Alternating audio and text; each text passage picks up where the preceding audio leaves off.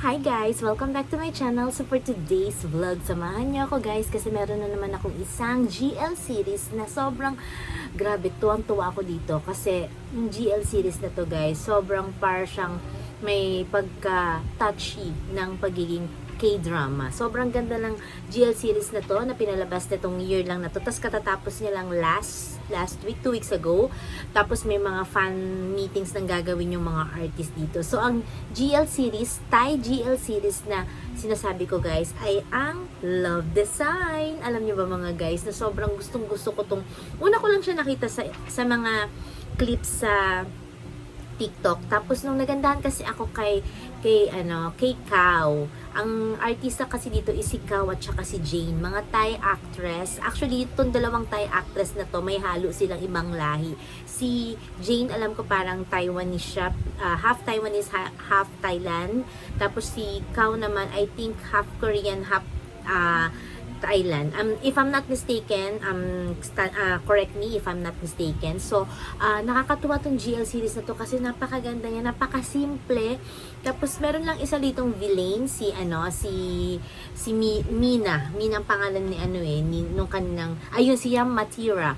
Bali siya dito, yung kanilang antagonist dito. Pero maganda naman yung story niya. So, ano nga ba ang love design mga bebesh, mga guys? So, ang love design kasi, isa tong Thai series na ang pinaka-plot nito or pinaka-story niya is umikot sa pagiging architect nilang lahat.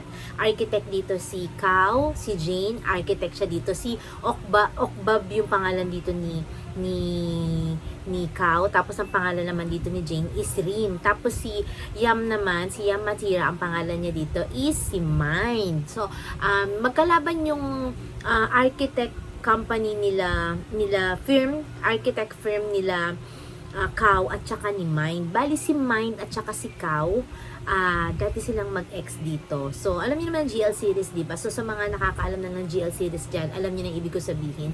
Tapos, si Jane dito, sobrang siya dito, ang galing-galing niyang architect, ang galing niya mag-drawing. Pero kasi, since hindi siya ganun masyadong gusto magtrabaho, gusto niya lang mag-drawing. Tawag sa kanya dito is Master Rin. Nung nakita ni Kao yung mga gawa niya, sinuyo niya to na magtrabaho sa company nila kasi kailangan kalabanin or kailangan mabuhay or magbumangon uli yung firm nila Kao. Tapos at the same time, kalaban din kasi ng firm nila Kao, yung firm nila Mind. So, nung nakuha ni Kao si Rin para magtrabaho sa kanila, merong isang project na kailangang sila ang maglalaban. So, kailangan kung sinong mananalo para at least sila ang mag-architect o sila ang magde-design na magiging bahay or magiging bahay nung kanilang client. So, ang nangyari, hindi ko na sasabihin kung sino ang nanalo sa kanila, panoorin nyo na lang guys kasi bali dalawang pinaglabanan nila dito, isang restorations ng isang rest house at saka isang hotel. So, kung sinong nanalo architectural firm dito, panoorin nyo na lang guys kasi ang ganda niya. Tapos at the same time, maganda yung naging love story dito ni Jane at saka ni Kao kasi nag-start to as parang hindi sila ganun ka, yung alam mo yung love and hate relationship muna. Tapos at the same time, naging in the long run na in love sila sa isa't isa. Kung sino na in love, basta maganda siya. Tapos sobrang niya, ang sweet. Tapos yung mga nila dito, yung mga acting nila dito guys, sobrang napaka-naturalesa lang. Lalo na si Kao at saka si Jane, napakaganda.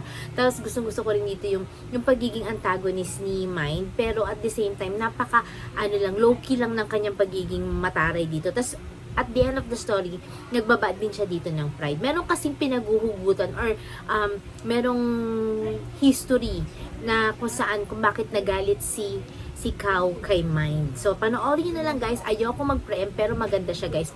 Palabas pa rin ang love design sa Loklok. Complete complete episodes. But at the same time, this coming December, magkakaroon sila ng special episode. Yung parang ikakasal ata dito si Kao at saka si Jane. Basta maganda siya guys. So, sa mga hindi pa masyadong nakaka-discover ng GL series, ang ganda niya guys. Doesn't mean kapag nag-GL series kaya hindi ka straight or whatsoever, pero ang ganda niya, promise talaga guys. Nakakatuwa siya. Ako, alam niyo guys, hindi ako mahilig sa rom-com, hindi ako mahilig sa mga love story, pero nung na-discover ko ang GL dahil kila Ling Orm, kila Cherry at saka Du, kila Englot, nakakatuwa. Yung mga sa mga susunod ko pang mga iba-vlog about this sa mga iba pang mga GL series na napapanood ko at pinapanood ko ngayon. So again guys, samahan niyo pa ulit ako sa mga susunod ko pang vlogs dito lamang sa aking YouTube channel. Don't forget to subscribe, like, and share my video. So don't forget to watch Love Design at Lock Lock. Promise, ang ganda niya. Bye guys!